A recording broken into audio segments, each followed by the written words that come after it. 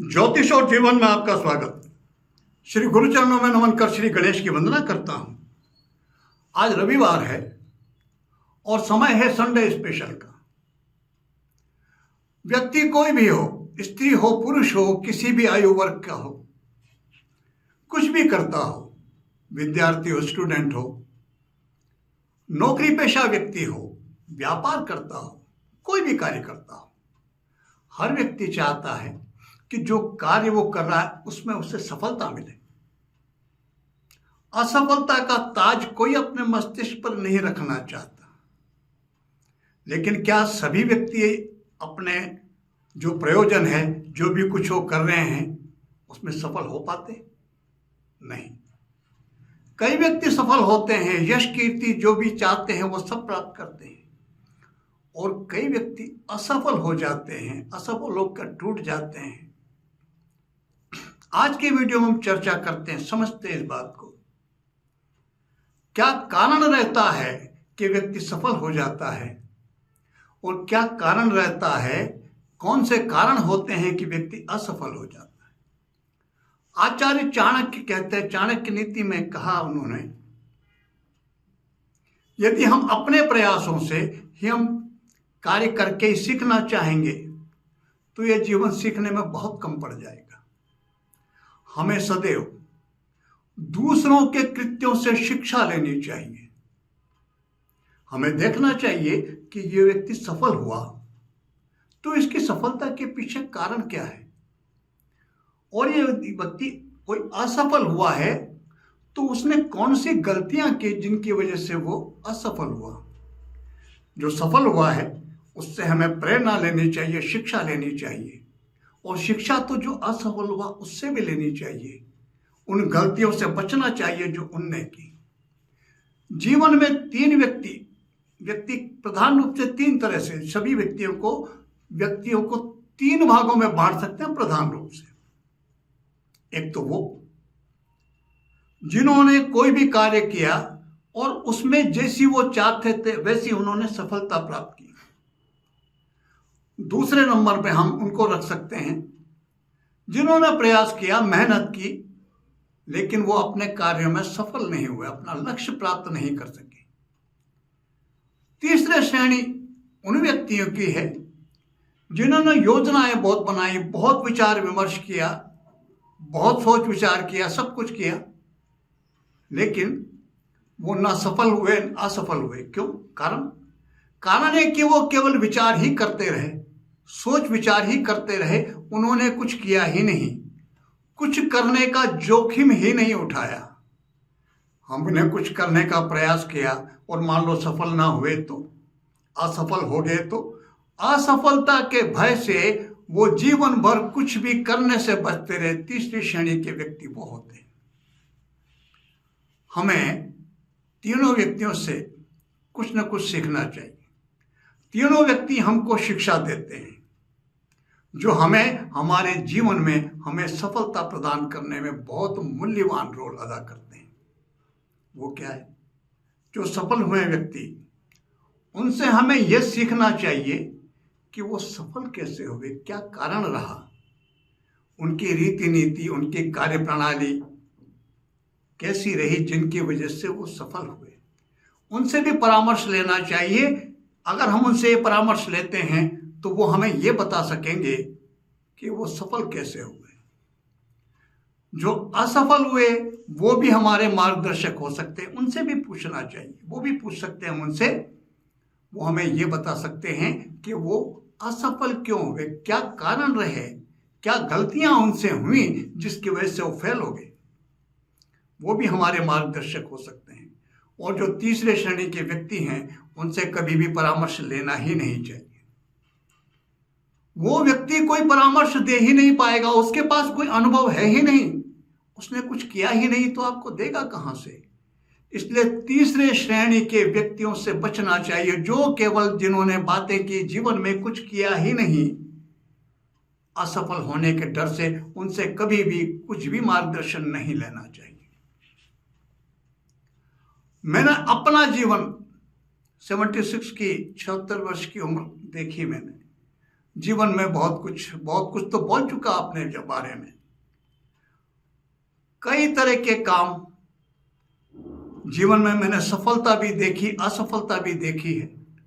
अपना अनुभव व्यक्तिगत वो तो है ही, लेकिन मैं एक ऐसे कार्य से जुड़ा ज्योतिषी परामर्श से, जिसमें मुझे मेरे जीवन में 50 वर्ष के जीवन में हजारों व्यक्ति ऐसे मिले, ऐसे टकराए हैं जिन्होंने अपना अनुभव साझा किया मुझसे।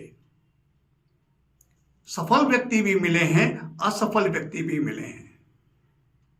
असफल व्यक्तियों से उन्होंने ये मैं जान पाया कि वो असफल क्यों हुए, उन्होंने कहाँ वो चूक के खुद महसूस किया। उन अनुभवों को मैंने दूसरे व्यक्तियों से शेयर करके मार्गदर्शन किया है। जो व्यक्ति सफल हुए उनके सफलता के सूत्रों को मैंने शेयर किया, जो असफल हुए उनकी असफलता की गलतियां क्या रही इनको भी मैंने लोगों से जो मेरे पास आते थे उनसे शेयर किया, उनसे साझा किया। वो एक व्यक्तिगत परामर्श का कार्य हुआ करता था। इस चैनल के माध्यम से मैं सबको सार्वजनिक, सबके हित की बात हो सके, मैं आज सबसे शेयर करना चाहता हूँ। हजारों व्यक्ति हैं और हजारों तरह के अनुभव हैं, वो कार्य क्षेत्र से लेकर के सामाजिक, पारिवारिक, सभी तरह की घटनाओं को शेयर करूंगा। इसीलिए एक नया प्रोग्राम हमारे एक दर्शक ने मांग रखी थी, थोड़ा सा उनके बात को फिर मैंने ध्यान दिया। उन्होंने कहा कि आपका वीडियो थोड़ा शॉर्ट होता है, थोड़ा लंबे बनाए ताकि हम अधिक मार्गदर्शन, थोड़ा सा कुछ परामर्श समझा मैं, और फिर मैंने योजना बनाई हमने बैठ के मेरे मित्रों के साथ कि इस तरह से रविवार ये शुरू करना चाहिए। उसी परामर्श जो दर्शक की, हमारे प्रबुद्ध दर्शक की सलाह का ही परिणाम है कि आज का वीडियो। तो दूसरों के जो भी अनुभव हैं उनको भी शेयर करूंगा। अपने सबसे पहले अपने जीवन का एक अनुभव जो स्वयं जीवन में मैं पढ़ता था, 8th का स्टूडेंट था। परिस्थितियां तो विकट थी ही, उस समय मध्यम वर्गीय स्थितियां सबके लिए संघर्षमय हुआ करता था। परिस्थितियां ही उस समय ऐसी थी, पैसे का ऐसा फ्लो था नहीं जैसा आज हो गया है। उस परिस्थितियों में मैंने निर्णय किया कि मुझको टेलीफोन ऑपरेटर बनना है, और उसके लिए मैट्रिक में 10वीं की परीक्षा में अच्छे नंबर चाहिए, फर्स्ट डिवीजन चाहिए। अब मैं जो आपसे बताना, शेयर करना चाह रहा हूं, थोड़ा ध्यान से सुनिए। आपने कई बार देखा होगा जीवन में, ऐसा अनुभव किया होगा, कई बार जाना है आपको और आपने ताला लगाया, घर के बाहर निकले, आपने सूटकेस उठाया, अटैची बैग जो भी है लगाया, और आप रवाना हुए, सीढ़ियों से नीचे उतरे या गाड़ी में बैठे, जो भी बाहर निकले, थोड़ी देर बाद को ध्यान आया होगा कि कहीं मैं ताला लगाना तो नहीं भूल गया। ऐसा यदि हुआ है तो आप एक तय मान के चलिए, आप अगर मान ले लौट करके आए, देखा आपने तो ताला तो लगा हुआ था, तो ताला तो आप ही ने लगाया। फिर वो प्रश्न पैदा क्यों हुआ, ये भ्रम पैदा क्यों हुआ कि मैंने ताला लगाया या नहीं? इसका सीधा सा कारण, जिस समय आपने ताला लगाया उस समय आपका ध्यान कहीं और था, ताला लगाने पे था ही नहीं। ताला लगाना मशीनकृत जो कृत्य होता है, बिल्कुल उस तरह से किया वो, और आप निकल गए। यदि ध्यान उस समय वहां होता तो यह भ्रम उत्पन्न नहीं होता। कभी कभी ऐसा हो जाना सामान्य बात हो सकता है। कई बार परिस्थितियां ऐसी होती है कि मस्तिष्क कहीं और काम करना पड़ता है, वो कभी कभी की घटना की बात। लेकिन यदि आप ऐसा महसूस करते हैं कि ऐसा आपके साथ अक्सर होता है, जिन व्यक्तियों के साथ ऐसा अक्सर होता है, तो मान के चलिए कि वो जब भी जो भी काम कर रहे हैं उस समय उनका ध्यान उस काम में ना होकर के किसी और कार्य में कहीं और होता है। और ये कमी, इसको हम कमी ही कहेंगे, गलती कहेंगे, गलती नहीं, इसको अपराध भी कहा जा सकता है स्वयं के प्रति। उसका परिणाम हमको हमारा जो प्रधान कृत्य है उसमें सफल नहीं होने देगा। यह ध्यान का कहीं और होना असफलता प्रदान करेगा। तो मैं अनुभव जो बता रहा हूं शेयर करना चाहता हूं। 8वीं 9वीं 10वीं में जब पढ़ता मैं स्टूडेंट लाइफ में, मैंने होमवर्क किया ही नहीं। स्कूल में क्लास ज्वाइन करता था, मेरे होमवर्क की कापियां खाली रहती थी। घर पे आने के बाद में बहुत पढ़ा है मैंने, पढ़ने का बहुत शौक रहा। उस समय पत्रिकाएं आती, आजकल पत्रिकाओं पुस्तकों को पढ़ने का चयन करीब करीब समाप्त सा हो गया। धर्मयुग आती थी, बच्चों की पत्रिका पराग आती थी, युग छाया, ऐसी फिल्मी पत्रिकाएं बहुत आती थी, कादम्बनी, साप्ताहिक हिंदुस्तान, नवभारत टाइम्स और हिंदुस्तान टाइम्स से दैनिक पत्र आते थे, बहुत पढ़ता था मैं। घर पे आकर के होमवर्क नहीं करना और घर पे आके दूसरे ये सारे इस तरह का साहित्य, इन पत्रिकाओं को पढ़ना और बचे हुए समय में फिर पेंटिंग करना, कविताएं आदि लिखना, ये जो कार्य था ये क्यों कर पाता था मैं? और ये सब करने के बाद भी फिर हिंदी, ड्राइंग, ज्योग्राफी, कला के ये सब्जेक्ट होते हुए फिर मैट्रिक के एग्जाम में वही प्रथम श्रेणी, गुड फर्स्ट डिवीजन कैसे 70% नंबर कैसे आए? कारण क्या रहा? वह 70% वो जो नंबर आए उसने ही मुझे जीवन में सफलता प्रदान की। मेरा जो लक्ष्य था टेलीफोन ऑपरेटर बनने का, वो उसी आधार पर पूरा हुआ। आप कल्पना कर सकते हैं ऐसा कैसे हुआ? यदि मैंने उस समय वो नहीं पढ़ा होता उतना, वो पढ़े हुए का बहुत बड़ा योगदान रहा मेरे जीवन में। केवल स्कूली शिक्षा, स्कूली किताबें जो शिक्षा है वही आप मान के चलिए, वो बात तब भी लागू थी, आज भी लागू है। उस पर काम नहीं चलता। वो हमको किसी भी सब्जेक्ट के, किसी भी परीक्षा को उत्तीर्ण करने में, नौकरी दिलाने में तो सहायक हो सकती है, लेकिन यदि हम जीवन में सर्वांगीण सफलता चाहते हैं तो उसके लिए हमको इतर दूसरा जो साहित्य वो भी पढ़ना होगा, जो जिसको हम जनरल नॉलेज कहते हैं, सामान्य ज्ञान, उसको भी हमें अर्जित करना होगा। इसके लिए हमें उन स्कूली पुस्तक के अतिरिक्त भी हमें कुछ पढ़ना होगा। लेकिन यदि हम घर पे होमवर्क नहीं करेंगे जैसा मैंने किया, तो उसके पीछे कारण क्या रहा? कारण सीधा सा एक, वो जो सूत्र है ये अगर आपके समझ में आ गया, इसको हम किसी भी क्षेत्र में कहीं भी अप्लाई कर सकते हैं।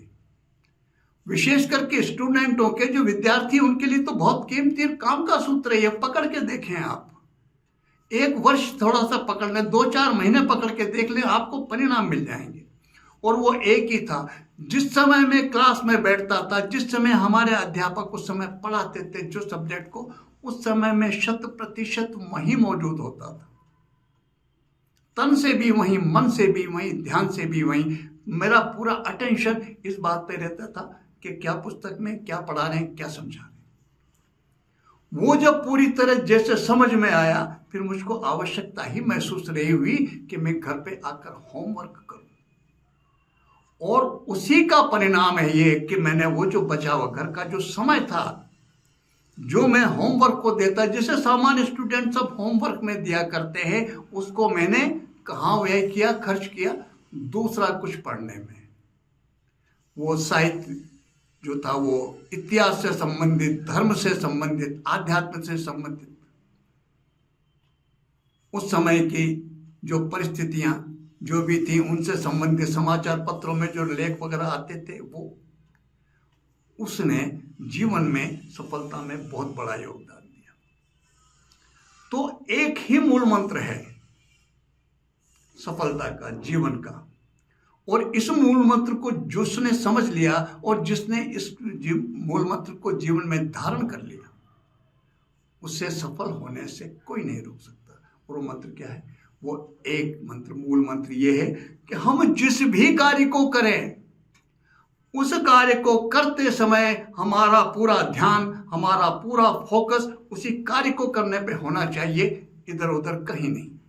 यदि हम इस कार्य को करते हैं तो फिर चाहे हम विद्यार्थी हों, चाहे हम व्यापारी हों, चाहे किसी काम में नौकरी करते हो, किसी प्राइवेट फैक्ट्री में करते हो, प्राइवेट कंपनी में करते हो, कहीं भी करते हो, जो हम चाहेंगे, जैसी हम चाहेंगे वैसी हमें सफलता प्राप्त होगी ही होगी। तो वो क्या है? सीधा सा एक मंत्र, मूल मंत्र, वो ये कि हमें हमारे प्रधान काम को ध्यानपूर्वक करना चाहिए उसको करते समय ध्यान बिल्कुल भी इधर उधर नहीं होना चाहिए। इस छोटे से मूल मंत्र को जीवन में उतार के देखिए। आप कोई भी हों, आप विद्यार्थी हों, नौकर पेशा हों, व्यापारी हों, आपको यथेष्ट सफलता जो आप चाहते हो मिलेगी ही मिलेगी। मैं आप सबके जीवन की सफलता की कामना करता हूँ। इसी प्रार्थना के साथ मैं आप सबको नमन करता हूँ। नमस्कार।